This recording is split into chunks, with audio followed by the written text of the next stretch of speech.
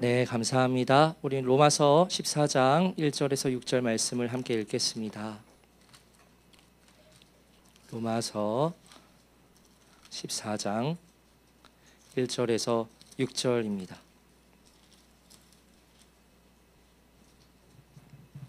우리 함께 처음부터 끝까지 한 목소리로 읽겠습니다. 시작. 믿음이 연약한 자를 너희가 받되 그의 의견을 비판하지 말라. 어떤 사람은 모든 것을 먹을 만한 믿음이 있고 믿음이 연약한 자는 채소만 먹느니라. 먹는 자는 먹지 않는 자를 업신여기지 말고 먹지 않는 자는 먹는 자를 비판하지 말라. 이는 하나님이 그를 받으셨습니다. 남의 하인을 비판하는 너는 누구냐? 그가 서 있는 것이나 넘어지는 것이 자기 주인에게 있음에 그가 세움을 받으리니 이는 그를 세우시는 권능이 주께 있음이라. 어떤 사람은 이 날을 전날보다 낮게 여기고 어떤 사람은 모든 날을 같게 여기나니 각각 자기 마음으로 확정할지니라. 나를 중히 여기는 자도 주를 위하여 중히 여기고 먹는 자도 주를 위하여 먹으니 이는 하나님께 감사함이요 먹지 않는 자도 주를 위하여 먹지 아니하며 하나님께 감사하느니라. 아멘. 네, 오늘부터 로마서 14장 말씀을 나누게 됩니다. 로마서가 16장까지 있는데요, 이제 끝이 조금씩 보이기 시작하는 것 같습니다.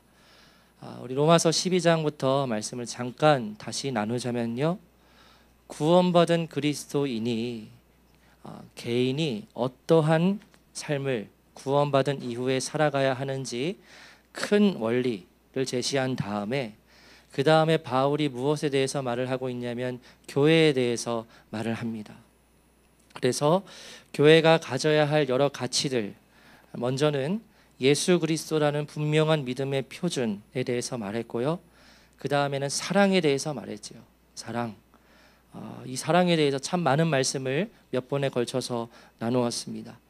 그리고 바로 이전에서는 바울이 무엇에 대해서 말했냐면 교회가 반드시 가져야 할 거룩의 가치에 대해서 말씀을 전했어요. 지난주에 제가 질문을 드렸지만 거룩의 반대말이 무엇이었지요? 거룩하지 않음이 아니라 구별되지 않음이라고 말씀을 드렸죠. 그래서 구원받은 성도 그리고 이 땅의 교회는 이 세상과는 구별되는 거룩한 개인이자 공동체가 되어야 합니다. 그래서 바울은 이렇게 말해요. 예수님께서 오실 때가 얼마 남지 않았으니, 다시 말해서 밤이 깊고 칠흑같이 어둡고 그러한 상황 가운데 우리가 있지만, 그러나 낮이 가까워 오고 있으니 빛의 갑옷을 입고 오직 누구로 옷을 입어야 된다고 말했지요? 예수 그리스도로 옷을 입어야 한다고 그렇게 바울이 말을 전합니다. 그리고 이어지는 말씀이 오늘 본문의 말씀인데요, 오늘 말씀을 보면 우리가 어떻게 교회 안에서 서로를 사랑할 수 있는지에 대해서 더욱 구체적으로 말을 하고 있습니다. 그중 오늘 말씀은 설교의 제목대로 서로 이해하고 용납해야 한다 함을 그렇게 말하고 있는데요, 이와 같은 배경 아래에서 한 구절씩 우리가 함께 말씀을 보겠습니다. 먼저 1절 말씀 함께 읽겠습니다. 시작. 믿음이 연약한 자를 너희가 받되 그의 의견을 비판하지 말라. 아멘. 방금 읽은 말씀을 보면 믿음이 연약한 자가 나오지요. 이 말씀을 통해 우리는 한 가지 사실이 이미 전제되어 있다는 것을 알게 됩니다. 무엇이지요? 바울이 볼 때 교회 안에는 믿음이 연약한 자가 있고 그리고 믿음이 성숙한 자가 있다는 겁니다. 이 두 사람의 공통점이 있지요. 공통점이 있다면 그것은 하나님을 믿는 믿음을 가지고 있다는 겁니다. 그것은 방향이 같다는 거예요. 방향이 같다는 것은 하나님을 향해 나아가는 방향이 서로 같은 겁니다. 그런데 믿음이 강한 사람과 그리고 믿음이 연약한 사람 간에 차이점이 존재한다는 것을 1절 말씀을 통해 알 수 있어요. 그래서 바울이 말합니다. 믿음이 연약해 보이는 사람이 있을 때 그를 받아들이라는 겁니다. 받으라는 것은 그 사람을 배척하지 말라는 거죠. 그리고 그 믿음이 연약한 사람의 의견을 비판하지 말라고 말합니다. 그래서 이 구절을 새 번역 버전으로 보면, 준비했지만 넘겨주시면 나올 텐데요, 이렇게 되어 있습니다. 그의 생각을, 여기서 말하는 그는 믿음이 연약한 성도죠. 그의 생각을 시비거리로 삼지 마십시오 라고 번역되어 있습니다. 그러니까 바울은 믿음이 연약한 사람의 생각들과 행동들을 비판하지 말고 시비거리로 삼지 말라는 겁니다. 왜냐하면 그 사람도 하나님을 향한 믿음을 가지고 있고 지금 같은 방향으로 나아가고 있기 때문이에요. 그래서 교회 안에서 믿음이 연약한 자를 받아들이며 용납하고 그가 가진 생각을 폄하하거나 비판하지 말라는 겁니다. 그 다음 우리 2절 말씀을 함께 읽겠습니다. 시작. 어떤 사람은 모든 것을 먹을 만한 믿음이 있고 믿음이 연약한 자는 채소만 먹느니라. 아멘. 방금 읽은 말씀을 보면요, 1절 말씀에 나오는 믿음이 연약한 사람에 해당하는 그 사람이 가진 겉모습에 대해서 말하고 있어요. 그것이 뭐죠? 무엇만을 먹는다는 겁니까? 채소만 먹는다는 거예요. 이게 무슨 말일까? 베지테리안, 비건을 말하는 건가 오늘날? 그런 것이 아니라요, 여러분, 제가 지난주 설교에도 언급을 했지만 개신교단이 여러 교단이 있는데 그 중에서도 아직까지 구약 율법에 기록된 대로 돼지고기를 전혀 먹지 않고, 피다 해가지고 선지, 해장국 이런 거 전혀 먹지 않고 웬만하면 육식을 하지 않는 그러한 교단이 있다고 말씀을 드렸지요. 이것과 연관이 있어요. 레위기 말씀을 보면 하나님께서 먹을 것과 그리고 먹지 말아야 할 것을 이스라엘 백성들에게 알려주십니다. 그래서 이스라엘 백성들은 하나님께서 주신 그 율법을 계속해서 지켰지요. 그런데 율법을 받은 이후에 1500년이 지났던 그 로마 시대에서까지 먹을 것과 그리고 먹어서는 안 될 것을 가리는 사람들이 로마 교회 안에 있었어요. 그러면 여러분 생각해 보세요. 이러한 사람들은 이방인 성도들이었을까요? 유대인 성도들이었을까요? 당연히 유대인 성도들이었죠. 당시 로마 교회를 구성했던 이방인 성도들은요, 먹을 것에 대해서 크게 구애받지 않았습니다. 방금 2절의 말씀처럼 모든 것을 먹을 만한 믿음이 있었던 사람들이 이방인 성도들이었고, 그리고 또한 바울을 비롯한 많은 유대인들도 이제는 그리스도 안에서 율법에서 해방이 되었잖아요. 그러니까 이 먹고 마시는 것에 대해서 자유로운 겁니다. 그래서 바울은 고기를 먹었을까요? 안 먹었을까요? 먹었겠지요. 네, 그런 거예요. 그런데 그 중에 예수님을 믿는 성도가 되었으면서도 계속해서 구약의 율법을 지키려고 했던 사람들이 있었던 거예요. 말씀드렸듯이 교회 안에 있는 유대인 성도들이었죠. 그래서 그 성도들은 구약의 율법을 지켜서 채소만 먹으려고 했습니다. 그래서 2절에서 그와 같은 사람들을 바울이 무엇이라고 지칭하고 있냐면 믿음이 연약한 사람이라고 표현을 하고 있는 거예요. 그런데 이때 이 일부의 유대인 성도들이 채소만 먹으려고 했던 주된 이유가 말씀을 드렸듯이 구약의 율법에 그렇게 기록되어 있기 때문에 지켜오는 것이기도 했지만 한편에 또 그 시대적인 배경이 있었습니다. 무엇이었냐면 그 당시에 로마 제국이 통치하고 있었고 그 아래에서 살아갔는데 그때의 정육점 주인들이 고기를 잡잖아요. 그래서 가축을 잡으면 그 고기를 먼저 우상에게 바치고 그 다음에 시장에 내다 팔았습니다. 그래서 한편으로 사람들이 볼 때 이 고기는 뭐예요? 이미 우상에게 한번 바쳐졌던 제물인 거예요. 그래서 이 우상의 제물인 고기를 먹게 되는 것은 신앙 양심상 꺼려지는 일이기도 했습니다. 여러분, 이 점에 대해서 어떻게 생각을 하세요? 아마 맞다고 생각하시는 분들이 많을 겁니다. 어떻게 우상에게 바쳐진 고기를 먹을 수 있어? 그것은 잘못된 거야. 절대 먹어서 안 되는 것이 맞지 하고 생각을 하실 분들이 여기에 있으실 겁니다. 적어도 우리가 먹는 고기들은 우상에게 바쳐진 고기는 아니지요. 그래서 우리가 자유롭게 먹지만, 그러나 예를 들어서 오늘날 우리가 제사 음식을 먹을 때, 제사의 그 음식을 먹게 될 때 그리스도인이라면 마음이 어때요? 거리낌이 있죠. 그래서 아마 여기에 제사 음식을 먹으라고 하면은 나 안 먹어요 이렇게 반응할 분들이 많이 있으실 겁니다. 그런데 여러분, 지금의 제사의 음식과 그리고 그때의 고기를 먹는 것은 조금은 다른 문제였습니다. 왜냐하면 그와 같은 이유 때문에 고기를 먹지 않는다면 로마 교회 모든 성도들은 평생 무엇만 먹고 살아야 돼요? 채소만 먹고 살아야 되는 거예요. 그 어떤 고기도 먹을 수가 없는 거지요. 그런데 이와 같은 생각을 고집했던 일부의 유대인들이 있었다는 겁니다. 물론 고기를 먹지 않는 주된 이유는 무엇 때문이에요? 구약의 율법 때문이었지요. 그런데 놀랍게도 바울은 이처럼 구약의 율법에 근거하여서 먹을 것과 먹지 않을 것을 구별하는 사람들, 그래서 고기를 먹지 않고 채소만 먹는 사람들을 가리켜 믿음이 연약한 자라고 말하고 있습니다. 놀랍지요? 왜 그 사람들이 믿음이 연약한 사람들이야? 우상의 고기를 거부하는 사람들인데? 그렇게 생각할 수 있지만 지금 바울이 말하고 있는 포인트는 일부의 유대인 성도들이 육식을 하지 않는 이유가 우상에게 바쳐졌기 때문이 아니라 구약의 율법을 아직도 지키려고 해서 고기를 먹지 않는다는 그 부분에 초점을 맞추고 바울이 말하는 거예요. 그런 면에서 바울은 그 다음에 무엇이라고 말하냐면 예수님께서 말씀하신 것과 같이 하나님께서 만드신 모든 음식은 괜찮다고 그렇게 생각을 했습니다. 그래서 복음서 말씀을 보면 예수님께서 음식에 대해서 말씀하신 부분이 있어요. 예수님께서 음식에 대해서 무엇이라고 말씀을 하셨지요? 음식은 음식일 뿐이다. 음식은 먹으면 뒤로 나가는 것뿐이다 라는 그러한 요지의 말씀을 하신 적이 있으십니다. 우리 마가복음 7장 18절 19절 우리 두 절의 말씀을 함께 읽겠습니다. 시작. 예수께서 이르시되 너희도 이렇게 깨달음이 없느냐?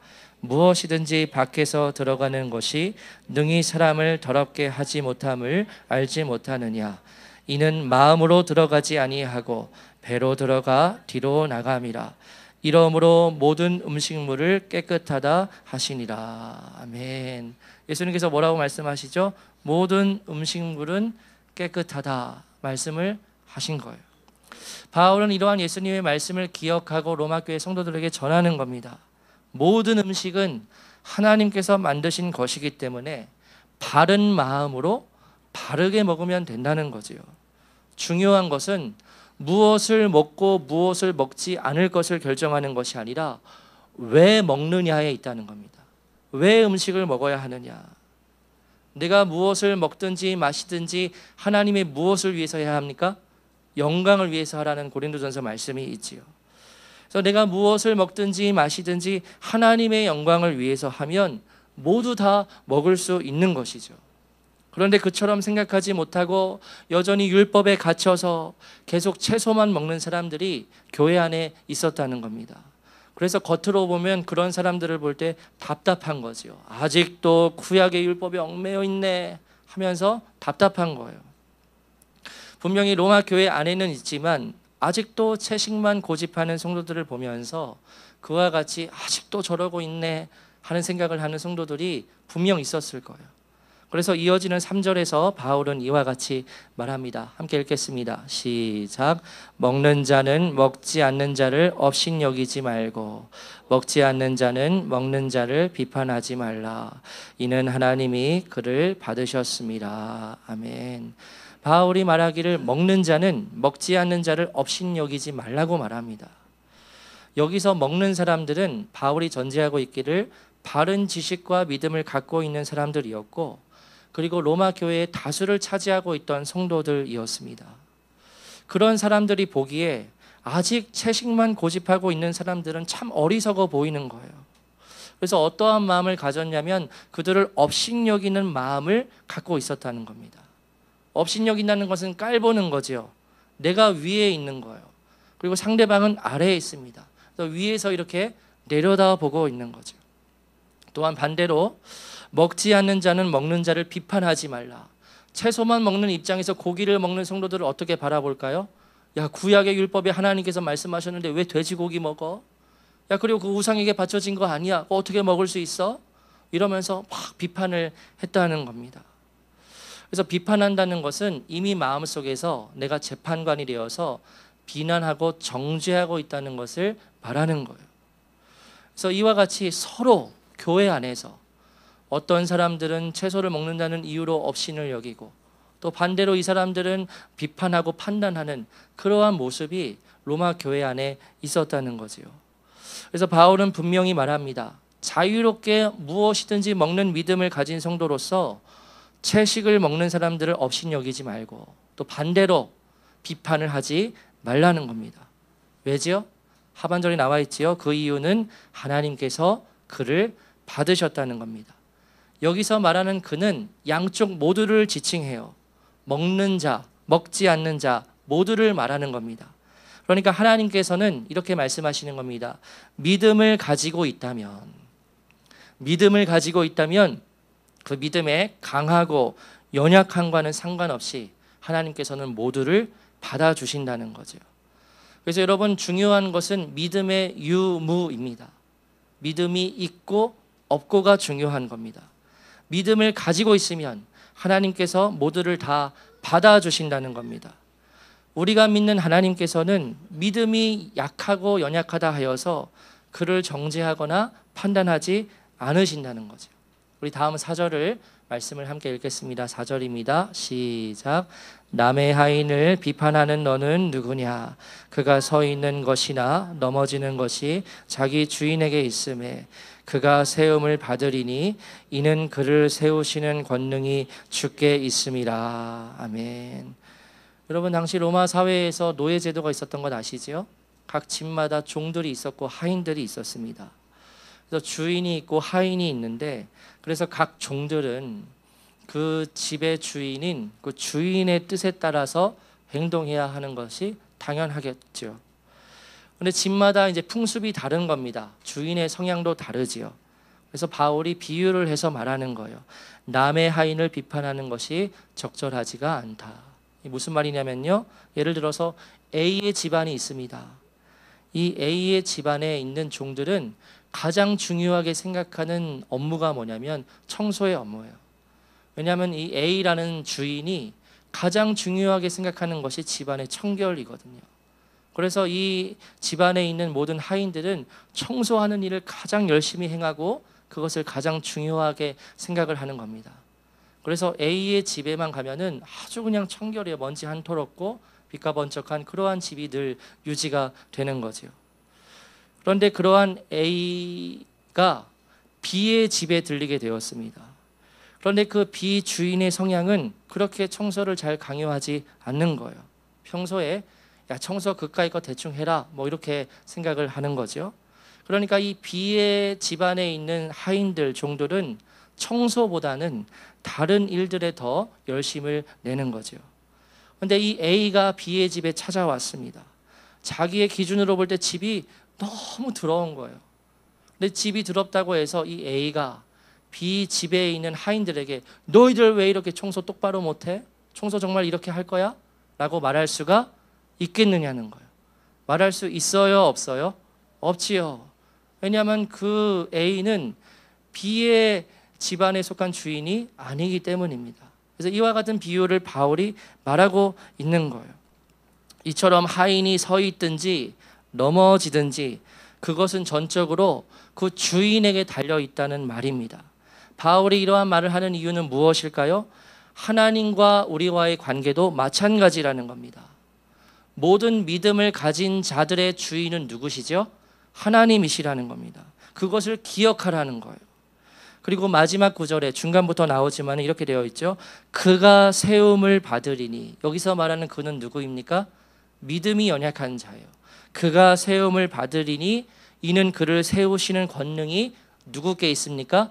주께 있다고 말하지요. 이것은 하나님께서 만약에 교회 안에 믿음이 연약한 자가 있다면 하나님께서 그를 친히 권능으로 세워가신다는 겁니다.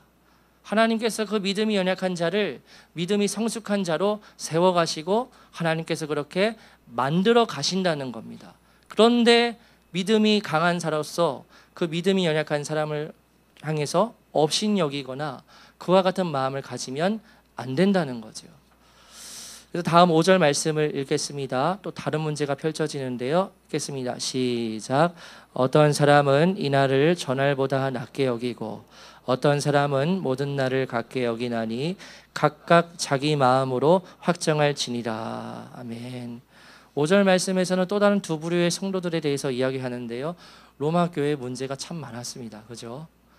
이방인 유대인들 계속 부딪히고 또 먹는 문제 때문에 부딪히고 또 뭐 때문에 부딪히냐면요, 이 나를 어떻게 볼 것이냐에 대해서도 부딪힌 거예요. 그래서 5절 말씀에서는 또 다른 두 부류의 성도들에 대해서 말하는데요. 어떤 사람은 이날을 전날보다 더 낮게 여긴다는 겁니다. 이게 뭡니까? 여러 날들을 구분한다는 거죠.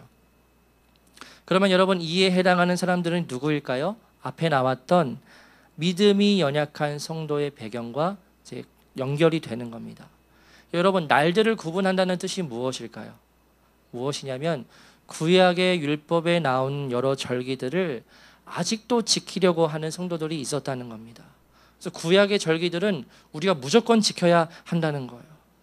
그렇게 반응을 했던 성도들이 있었는가 반면에, 그러나 어떤 사람은 모든 날들 1년 365일을 다 같게 여기는 사람들이 있었다는 겁니다. 이 사람들은 매칭을 해보면 믿음이 강한 사람들이에요. 이들은 1년 365일 매일마다 주님께 영광 돌리는 삶을 살아야 한다고 생각을 했기 때문에 어느 날이 특별하다고 생각을 하지 않는 겁니다.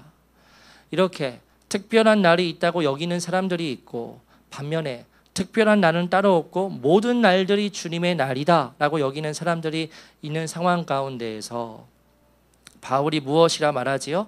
하반절에 이렇게 나옵니다. 각각 자기 마음으로 확정하라. 무슨 말일까요? 확정하라는 것은 자신들이 믿는 바대로 삶을 살아가고 자신들의 믿음대로 실행해 나가라는 겁니다. 그러니까 둘 다 맞다는 거예요. 그래서 여러분, 이 부분을 오늘날로 적용해 보면 내일이 성탄절이지요.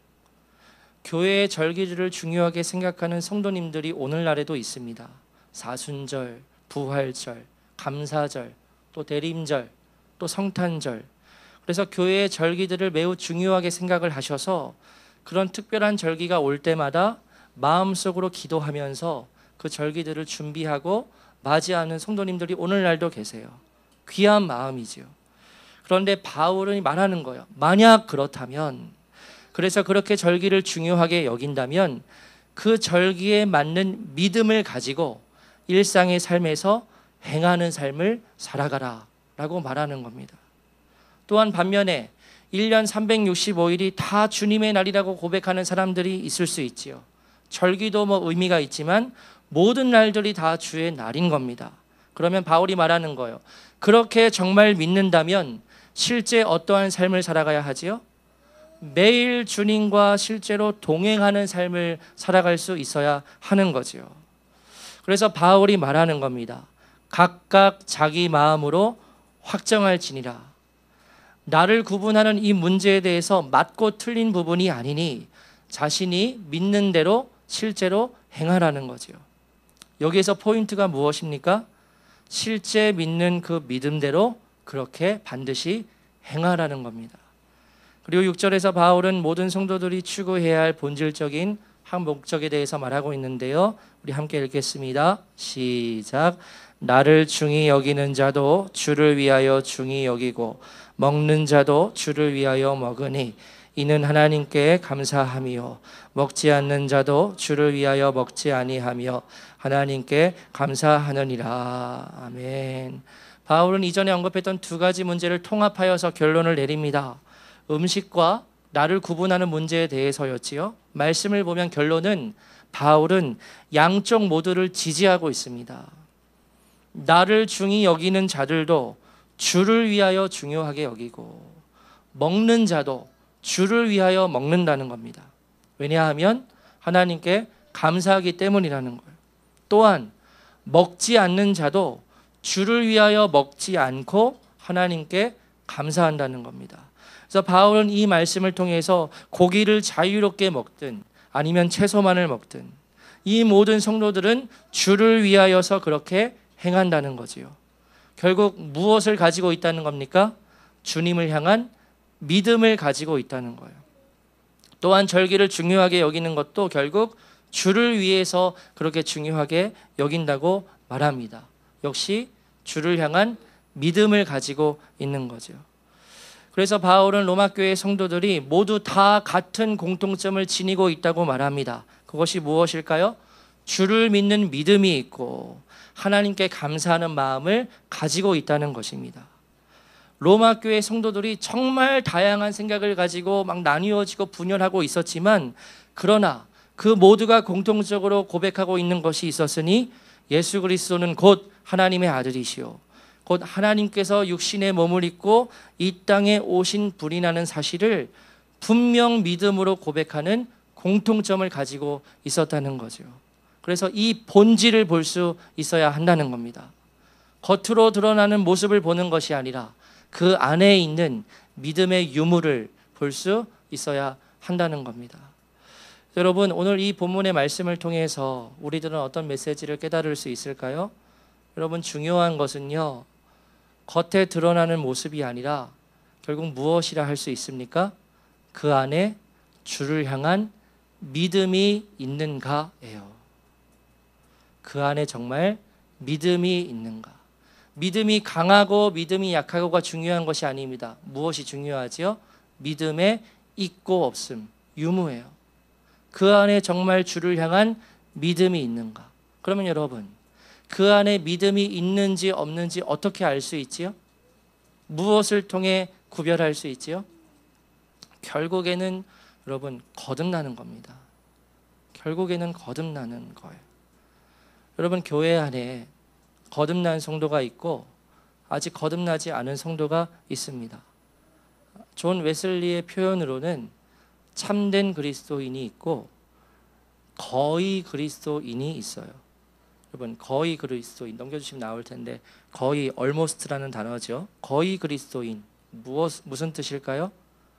그리스도인인 것 같지만, 겉으로 보면 굉장히 훌륭한 믿음의 사람인 것 같지만 아직은 그리스도인이 아니라는 겁니다. 그와 같은 사람들이 교회 안에 정말 많다는 것을 존 웨슬리가 18세기의 설교를 통해서 강조하여서 그렇게 이야기를 했어요. 종교적인 사람입니다. 아주 선행을 그렇게 열심히 합니다. 누가 보아도 금식도 하고 경건의 행위들을 그렇게 성실하게 합니다. 그러나 아직 그 사람은 거의 그리스도인인 거예요. 여러분, 제가 말씀드리기를 성경적인 교회의 정의는 무엇이었죠? 구원받은, 즉 거듭난 성도들이 모이는 공동체가 바로 교회라고 말씀을 드렸어요. 그런데 실제적으로는 교회 공동체 안에 거듭난 사람들이 있고 거듭나지 않은 사람들이 있지요. 실존적인 상황이에요. 교회 안에 우리가 마주하는 그러한 실존적인 상황을 가지고 있는데, 그러면 그와 같은 상황 속에서 교회 공동체가 가장 먼저 힘써야 할 일이 무엇일까요? 그것은 여기 있는 우리 모두 다 반드시 거듭남을 경험해야 하는 겁니다.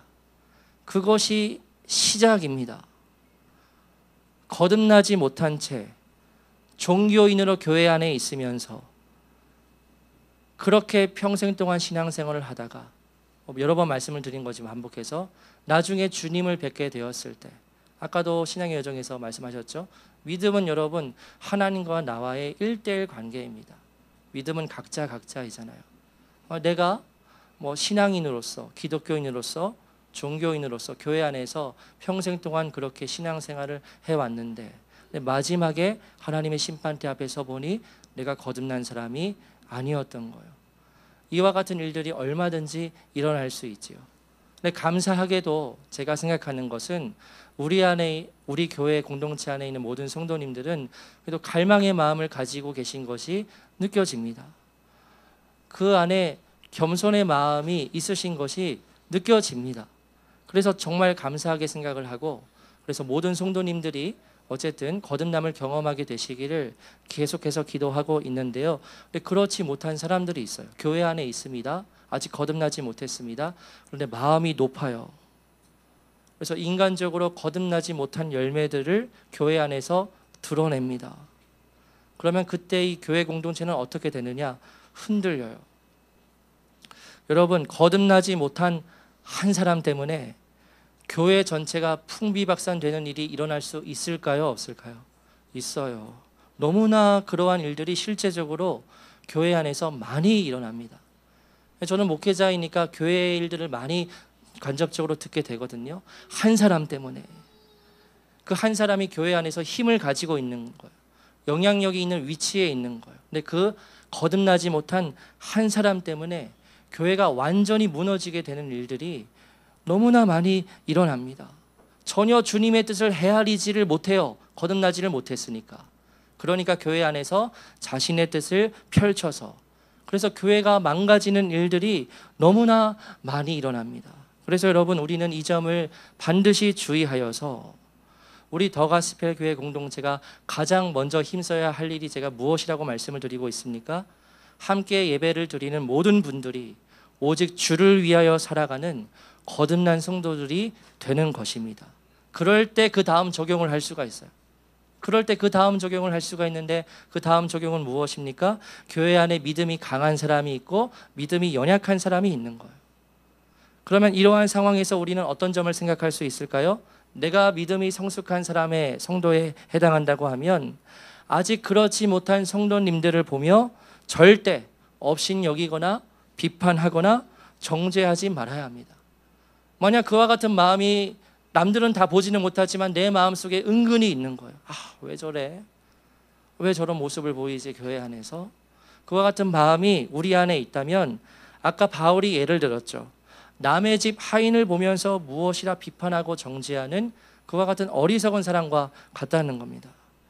그래서 여러분, 만약 내가 보게 될 때 믿음이 연약한 사람의 부족한 모습을 보게 되면 우리는 어떻게 반응을 해야 할까요? 그분을 위해 기도해야 하지요. 믿음을 가지고 기도하는 겁니다. 어떤 믿음을 가지고 기도하는 거지요? 하나님께서 친히 저분을 하나님의 권능으로 세워가실 것이다 라는 분명한 믿음을 가지고 성숙한 성도로서 그분을 위해서 기도하는 거예요. 생각해 보세요. 만약 이 믿음이 성숙한 성도로서 서고 있다고 할 때 이 사람이 처음부터 믿음이 성숙했나요? 아니죠. 하나님께서 그를 세워주신 겁니다. 그래서 하나님께서 하나님의 권능으로 나를 세워주셨듯이 이 믿음이 연약해 보이는 성도님도 친히 하나님께서 세워가실 줄을 알고 그와 같은 믿음을 가지고 그 성도님을 위해서 기도해야 한다는 거죠. 여러분, 여기에는 정말 다양한 성도님들이 있으십니다. 각기 신앙생활을 해온 모습도 다르시고 배경도 다 다르십니다. 각기 다른 경험들을 하셔서 아마 믿음의 모습이 다 다르실 거예요. 그런데 여러분, 기억하십시오. 우리 모두는 같은 방향을 향하여 걸어가는 한 믿음을 가진 성도들입니다. 우리가 살아가는 목적은 오직 주를 위해서입니다. 아멘이시죠? 주를 위해서 살아가고 계시죠?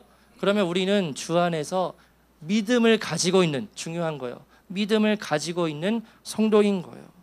우리는 그리스도 안에서 한 형제 자매인 거예요. 여기에서 각기 다른 분파로 나누어지시겠습니까? 나누어지실래요? 그러면 교회는 무너지겠죠. 중요한 것은 믿음의 모습에서 드러나는 겉의 모습이 아니라 그 안에 믿음이 정말 있는가? 주를 위해서 살아가고 있는가? 방향이 하나님을 향하여 나아가고 있는가? 그렇다면 우리는 그리스도 안에서 한 몸이자 한 형제 자매라는 사실을 반드시 기억해야 한다는 겁니다. 우리는 주 안에서 하나 된 한 몸의 교회인 거예요. 그래서 여러분, 우리 모두가 오늘 설교의 제목처럼 서로의 연약함을 용납하고, 때로는 연약함이 있을 때 하나님의 권능으로 그분이 세워지기를 서로를 위해 기도해주는 그런 우리 더 가스펠 교회가 되기를 주님의 이름으로 소망합니다. 그래서 함께 그와 같은 교회를 이루어 나가기를 원해요. 판단하지 않고 정죄하지 않고 서로를 용납하며 믿음을 가지고 있다면 서로를 위해 기도해 줄 수 있는, 오직 주님께서만이 우리 교회 공동체의 주인이자 왕이 되시는 그런 참된 교회가 되기를 주님의 이름으로 축복합니다. 함께 찬양하고 우리 기도하겠습니다.